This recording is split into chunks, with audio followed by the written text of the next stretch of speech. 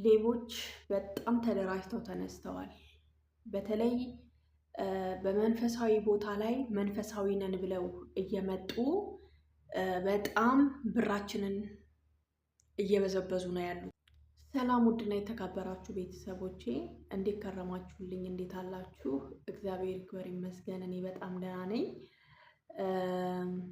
አንድ ነገር ልላችሁ ነው የመጣሁትኝ ዛሬ ማለት ነው። በተለይ በአረቡ ዓለም የምንኖር እህቶቻችን ያው በብዙ ነገር ነው ገንዘባችን እየተበላን ያለ ነው ማለት ነው። እና አሁን ደግሞ መንፈሳዊ መስለው ግሩፕ ላይ እየገቡ የዋትስአፕ ግሩፕ ሊሆን ይችላል፣ የኢሞ ግሩፕ ሊሆን ይችላል፣ የቴሌግራም ብቻ በየትኛውም የጸሎት ቦታ ላይ ጥንቃቄ እንድታደርጉ ለማለት እወዳለሁ። የእውነቴን ነው የምላችሁ።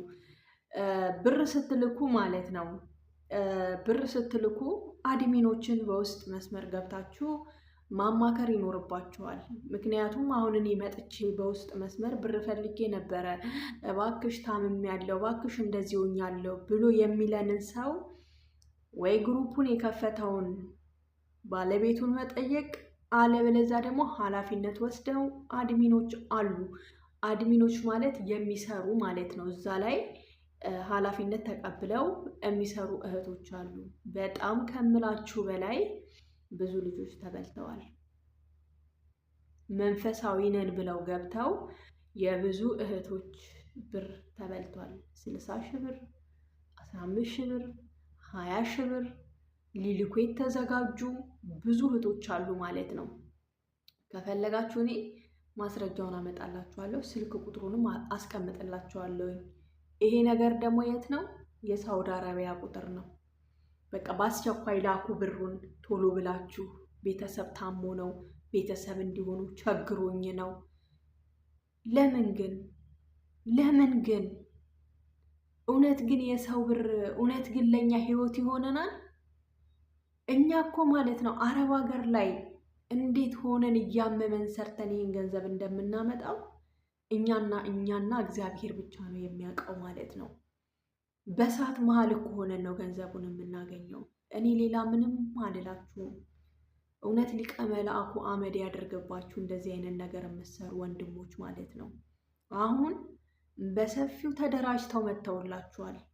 ማንም ሰው እናንተ ሳትፈቅዱ እናንተ ሳትሉ ብር ላኩ ብለው ቢላችሁ እንዳታስገቡ፣ ጥንቃቄ አድርጉ። የእውነቴን ነው የምላችሁ። እንደዚህ አይደረግም። ከዚህ በፊት በቴሌግራም ነበረ። የቴሌግራሙ ሲነቃ አሁን በየግሩፑ ተሰራይተዋል። በተለይ በጣም አገልግሎት የምታገለግሉ በየግሩፑ ያላችሁ እህቶች ወይ ደግሞ በአገልግሎቱ ላይ የምትሳተፉ እህቶች መጀመሪያ አድሚኖችን አናግሩ ማለት ነው። በውስጥ መስመር አድሚኖችን አናግሩ። ከአድሚኖች ጋራ ጉዳያችሁን ጨርሱ እንጂ ማንም ሰው መጥቶ ብር ስጭኝ በቃ በጣም በተለያየ ስልክ ቁጥር ነው የሚገቡት። በተለያየ ስልክ ቁጥር ገብተው ያወራሉ። ከዛ በኋላ ስልካችሁን ይበትናሉ ማለት ነው። በቃ ብትንትን ያደርጉና ለሁሉም በቃ ገብቶ የማያወራችሁ ሰው የለም ማለት ነው። እና እባካችሁ የሰው ላብ የሰው ነው። እንኳን የሰው አይደለም የራሳችን ለራሱ አልተባረከልንም በአሁን ጊዜ። ኧረ ተው እንደው ሰውን እንኳን ባፈሩ እግዚአብሔርን ፍሩ ማለት ነው። ጥንቃቄ አድርጉ እህቶች። በቃ ለእኛ የሚያዝንልን ማንም የለም። 60 ሺህ ብር ማለት አስቡት። እውነት በጣም ነው የሚያሳዝነው ማለት ነው። ለምንድን ነው አሁን እንደዚህ አይነት ድርጊት ምን አስፈለገ? አሰሩ ጎንበስ ብላችሁ አሰሩ። ስንፍና በቃ ስንፍና። የሰው ብር የሰው ገንዘብ እውነት እንደው እግዚአብሔር አመድ ያደርግባችሁና ማለት ነው። ደግሞ አሁን በየግሩፑ ነው የተሰገሰጉት። በየግሩፕ በቃ ግሩፕ የማህበር ግሩፕ ላይ ጥቅጥቅ ብለው ገብተዋል ማለት ነው።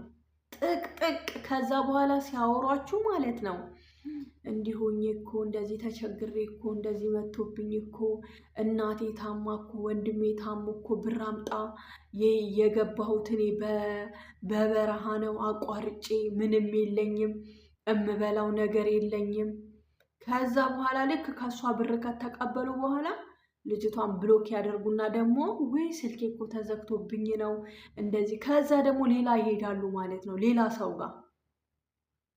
እና እባካችሁ ብር የምትልኩ እህቶች መጀመሪያ በደንብ አረጋግጡ ማለት ነው። አዝነን ቶሎ የአካውንት ቁጥርህን አምጣ ከማለት ይልቅ ማንነቱን ማረጋገጥ ይገባል። አንተ ማነክን? አሁን ዛሬ ጠዋት ላይ ግሩፕ ላይ ገብቼ ዝም ብዬ እያዳመጥኩኝ ነበረ። የእውነቴን ነው የምላችሁ፣ እግዚአብሔር ምስክሬ ነው። በጣም ነው ያዘንኩትኝ፣ በጣም ማለት ነው። ምክንያቱም እህቶቼ ጓደኞቼ ናቸው። ዱባይ አሉ፣ ሳውዲ አረቢያ አሉ፣ ኩዌት አሉ፣ የሌሉበት አሜሪካ፣ ጀርመን በጣም ብዙ ጓደኞች በግሩፕ ያፈራኋቸው እህቶች አሉ። ግን በእውነት በጣም ነው የሚያሳዝነው ማለት ነው። በጣም በቃ የተበሉት ለራሱ የእኔ ጓደኞች ናቸው። አማክሩ፣ ሰው መጀመሪያ ጠይቁ ማለት ነው። ይህ ነገር ከመፈጠሩ እንዲህ ብሎ የነበረ ምን ላድርግ ብላችሁ ተናገሩ።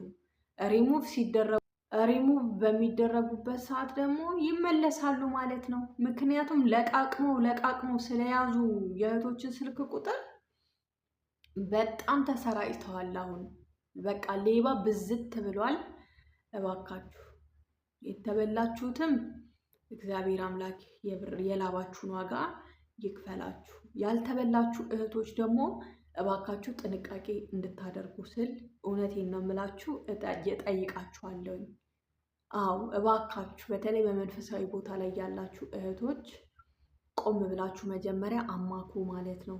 በኢሞ፣ በቴሌግራም፣ በዋትሳፕ በቃ ሰፋፊ ግሩፕ አለ፣ በጣም ትልልቅ ግሩፕ ማለት ነው። አንዳንድ ጊዜ ደግሞ ይመጡና ወይኔ በእናትሽ ለማንም አትናገሪብኝ የሚሉ ሰዎች አሉ። ለማንም አትናገሪብኝ፣ እኔ ሚስጥር አድርጌ ነው ላንቺ አማከርኩሽ፣ እባክሽ ተባበሪኝ ይላሉ ማለት ነው። እንደዛ አይነት ነገር አትስሙ ማለት ነው፣ አትስሙ። ምክንያቱም በትክክለኛ በማስረጃ ነው ብር መሰጠት ያለበት። ትክክለኛ አውቀን ትክክለኛ አረጋግጠን መሆን አለበት። መረዳት ካለበት ዋና የከፈተው ግሩፑን የከፈተው ሰው አለ። እሱ ነው ያንን ነገር አሰባስቦ መርዳት ያለበትን ነገር መርዳት ያለበት። ታውቃላችሁ የኛ ግሩፕ ላይ እንደዛ ነው እኔ የማውቀው ማለት ነው። ግን እራሳችሁን ጠብቁ፣ እራሳችሁን ጠብቁ እባካችሁ። የእውነት እኔ በጣም ነው ያዘንኩት። እና ሼር እያደረጋችሁ ለሁሉም አዳርሱ። ሌቦች በጣም በዝተዋል፣ በጣም ማለት ነው። በፊት ቴሌግራም ላይ ነበረ ስራ ትፈልጊያለሽ ወይ፣ ከመዳም ቤት እናስወጣሽ፣ ጥሩ ስራ እናስቀጥርሽ እያሉ እዚህ ሊባኖስ ቤይሩት ላይ በጣም ብዙ ነገሮችን እንሰማ ነበረ። በቃ በጣም ማለት ነው ቸግሮኛል፣ ቶሎ ብለሽ ብር ላኪ፣ በጓደኛችን ስም እያስመሰሉ ለራሱ የተበላን ብዙ ነን ገንዘባችንን በቃ። ስለዚህ ነቅተን ራሳችንን መጠበቅ መቻል አለብን ማለት ነው። ዝም ብለን ብር ጎትተን መላክ የለብንም። ተበድረው ለራሱ የላኩ እህቶች አሉ፣ ተበድረው ማለት ነው። ተበድረው የሰውን ብር ደግሞ እያጭበረበራችሁ ሰው በሰው ላይ እየላካችሁ አትውሰዱ። አንድ ልጅ እንደዚሁ እዚህ ሊባኖስ ላይ $1000 ተቀምጣለች። ለምን ግን? የእውነቴን ነው የምላችሁ እንዴ! የሰው ላብ ለእናንተ ምን ያደርግላችኋል? ምን ይጠቅማችኋል? የሰው ነገር እኮ የሰው እኮ ነው። በአሁኑ ሰዓት የራሳችን ለራሱ አልተባረከም አይደለም የሰው ቀላቅለን። የእውነት ኧረ እባካችሁ ስለፈጠራችሁ አምላክ እና ራሳችሁን ጠብቁ። ከሌባ ራሳችሁን ጠብቁ።